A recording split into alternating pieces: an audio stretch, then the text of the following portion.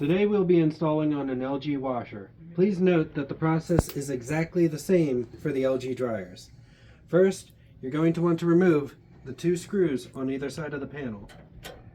These screws will require a star bit in order to remove them.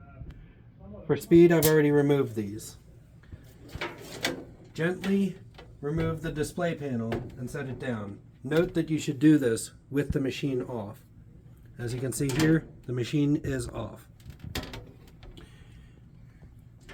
Next, take your Laundry Boss harness and find your brown and gray wires to the coin mechanism. Locate this plug behind the display panel and plug in the coin side of the Laundry Boss harness.